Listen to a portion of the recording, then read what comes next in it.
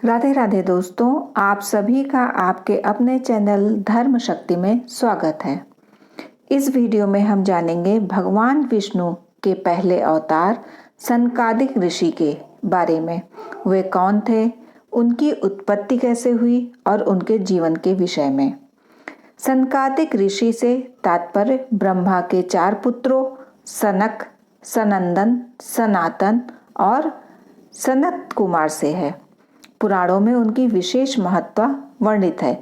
ये ब्रह्मा की आयोनिज संतानें हैं और भगवान विष्णु के पहले अवतार हैं, जो 10 सृष्टियों में से ही गिने जाते हैं। ये प्राकृतिक और वैकृतिक दोनों सर्गों से हैं। आइए अब जानते हैं कि उनकी उत्पत्ति कैसे हुई। भगवान विष्णु के प्रथम अवतार सनकादिक 4 मुनि हैं। वे परमात्मा जो साकार है, उन्होंने लीलार्थ 24 तत्वों से अखंड का निर्माण किया। उस अंड से ही वे परमात्मा साकार रूप में बाहर निकले। उन्होंने जल की रचना की तथा हजारों दिव्य वर्षों तक उसी जल में शयन किया, अतः उनका नाम नारायण हुआ। उन्हें जब बहू होने की इच्छा हुई, तब वे उठे तथा अंड से अधिभूत, अध्यात्म तथा आदिदेव ये 3 खंड किए। उन परमात्मा के आंतरिक आकाश से इंद्रिय, मन तथा देह शक्ति उत्पन्न हुई। साथ ही सूत्र, महान तथा असु नामक 3 प्राण भी उत्पन्न हुए। उनके खाने की इच्छा के कारण अंड से मुख निकला, जिसके आदिदेव वरुण तथा विषय रसास्वादन हुआ।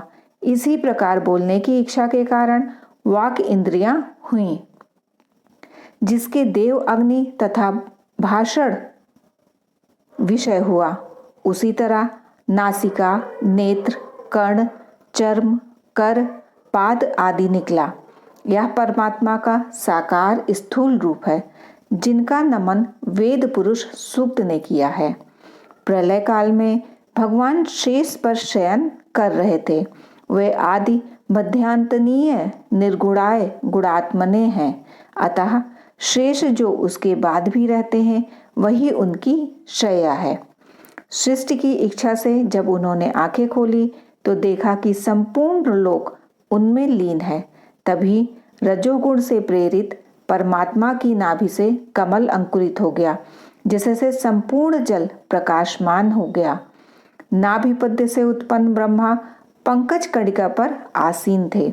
ब्रह्मा जी ने सोचा कि मैं कौन हूँ और क्यों हूँ तथा मेरे जनक कौन है।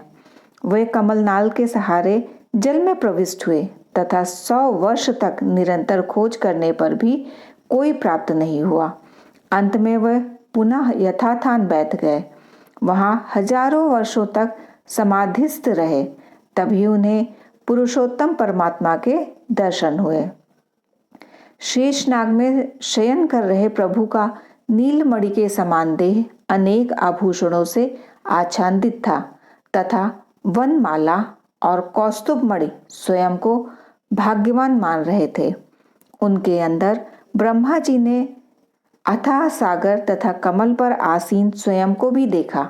ब्रह्मा जी भगवान की स्तुति इस प्रकार करते हुए कहते हैं कि चिरकाल से मैं आपसे अनजान था, आज आपके दर्शन हो गए। मैंने आपको जानने का प्रयास नहीं किया। यही हम सबका सबसे बड़ा दोष है, क्योंकि समस्त ब्रह्मांड में आप ही जानने योग्य हैं। अपने समीपस्थ जीवों के कल्याणार्थ आपने सगुण रूप धारण किया, जिससे मेरी उत्पत्ति हुई। निर्गुण भी इससे भिन्न नहीं है। श्री भगवान ने कहा, मैं तुमसे प्रसन्न हूँ, जाओ सृष्टि करो। प्रलय से जो प्रजा मुझ में लीन हो गई, उनकी पुनः उत्पत्ति करो। और भगवान अंतर्ध्यान हो गए। ब्रह्मा जी ने 100 वर्षों तक तपस्या की। उस समय प्रलयकालीन वायु के द्वारा जल तथा कमल दोनों आंदोलित हो उठे। ब्रह्मा जी ने तप की शक्ति से उस वायु को जल सहित पी लिया। तब आकाश व्यापी कमल से ही 14 लोकों की रचना हुई। ईश्वर काल के द्वारा ही सृष्टि किया करते हैं, अतः काल की सृष्टि 10 प्रकार की होती है, जो इस प्रकार है। महातत्व, अहंकार, तन्मात्राएं, इंद्रियां, इंद्रियों के अधिष्ठाता देवता, पंच पर्वा अविद्या जिसमें तम, मोह, महमोह, तमिस्त्र, अंध तमिस्त्र आते हैं। अस्थावर, त्रियर्क और मनुष्य ये वैकृतिक सर्ग कहलाती हैं। इन सृष्टियों से ब्रह्मा जी को संतुष्टि नहीं मिली। तब उन्होंने मन में नारायण का ध्यान कर मन से दशम सृष्टि सनकादिक मुनियों की थी, जो साक्षात भगवान ही थे। ये सनकादिक 4 सनत, सनंदन, सनातन, सनत कुमार नामक महर्षि हैं तथा इनकी आयु सदैव 5 वर्ष ही रहती है। ब्रह्मा जी ने उन बालकों से कहा कि पुत्र जाओ, सृष्टि करो। सनकादिक मुनियों ने ब्रह्मा जी से कहा, पिताश्री क्षमा करें, हमारे हेतु यह माया तो अप्रत्यक्ष है। हम भगवान की उपासना से बड़ा किसी वस्तु को नहीं मानते, अतः हम भाई जाकर उन्हीं की भक्ति करेंगे। और सनकादिक मुनि वहां से चले गए। वो वहीं जाया करते हैं जहां परमात्मा का भजन होता है। नारद जी को इन्होंने भागवत सुनाया था तथा ये स्वयं भगवान शेष से भागवत श्रवण किए थे। ये जितने छोटे दिखते हैं उतनी ही विद्याकंज हैं। ये चारों वेदों के ही रूप कहे जाते हैं। एक समय चारों सनकादिक कुमार भगवान विष्णु के दर्शनार्थ वैकुंठ जा पहुंचे। वे वहां के सौंदर्य को देखकर बड़े प्रसन्न हुए। वहां स्फटिक मणि के स्तंभ थे। भूमि पर भी अनेकों मणियां जड़ित थी। भगवान के सभी पार्षद नंद सुनंदन सहित वैकुंठ के पति का सदैव गुणगान किया करते हैं। चारों मुनि 4 ड्योढ़ियां लाकर जैसे ही 7वीं ड्योढ़ी पर चढ़े, उनका दृष्टिपात 2 महाबलशाली द्वारपाल जय तथा विजय पर हुआ। कुमार जैसे ही आगे बढ़े, दोनों द्वारपालों ने मुनियों को धृष्टता पूर्वक रोक दिया। यद्यपि वे रोकने योग्य न थे। इस पर सदा शांत रहने वाले सनकादिक मुनियों को भगवत इच्छा से क्रोध आ गया।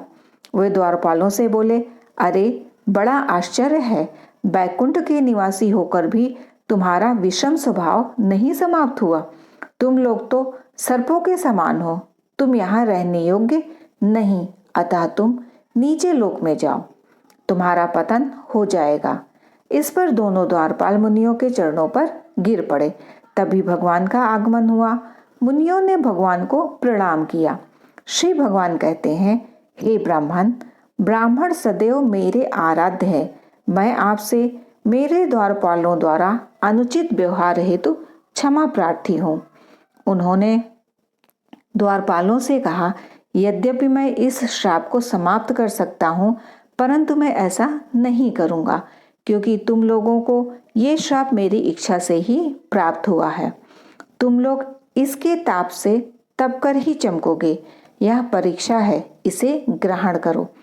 एक बात और, तुम मेरे बड़े प्रिय हो। द्वारपालों ने श्राप को ग्रहण किया।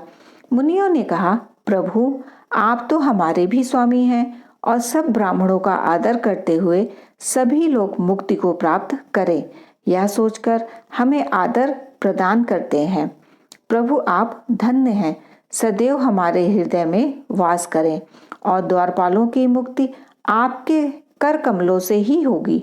भगवान ने द्वारपालों को कहा, द्वारपालों तुम 3 जन्म तक दैत्य योनि में जाओगे तथा मैं तुम्हारा उद्धार करूंगा। इसी श्राप के कारण ये दोनों द्वारपाल 3 जन्मों तक दैत्य बने। प्रथम जन्म में ये दोनों ही हिरण्याक्ष और हिरण्यकश्यपु बने। द्वितीय में रावण तथा कुंभकर्ण और तृतीय जन्म में ही ये शिशुपाल और दंतवक्र बने। बाद में सनक, सनंदन, सनातन और सनत कुमार ने अपने क्रोध की अग्नि को शांत करने के लिए सनकुआ तीर्थ स्थल, जो कि मध्य प्रदेश के दतिया जिले के सेवड़ा नगर के पास स्थित है, वहां पर तपस्या की। 4 कुएं खोदे और वहीं तपस्या में लीन हो गए। मान्यता है कि आज भी वह तपस्या में लीन है और ऐसी भी मान्यता है कि सनखुआ में स्नान करने पर वैकुंठ की प्राप्ति होती है। इस तरह सनकादिक ऋषि के बारे में संपूर्ण जानकारी आपको मैंने दिया। यदि ये वीडियो आपके लिए जरा से भी उपयोगी है तो वीडियो को लाइक करके कमेंट अवश्य करिए, क्योंकि आपके कमेंट से मुझे इस बात का पता चलता है कि आपके लिए ये वीडियो कितनी उपयोगी है। यदि आप चैनल पर नए हैं तो चैनल को सब्सक्राइब करके बेल आइकन को प्रेस कर लें, जिससे आपको आगे आने वाली वीडियोस के नोटिफिकेशन समय पर मिल सके। आप और आपके परिवार पर माता लक्ष्मी और श्री हरि की कृपा सदैव बनी रहे। राधे राधे दोस्तों।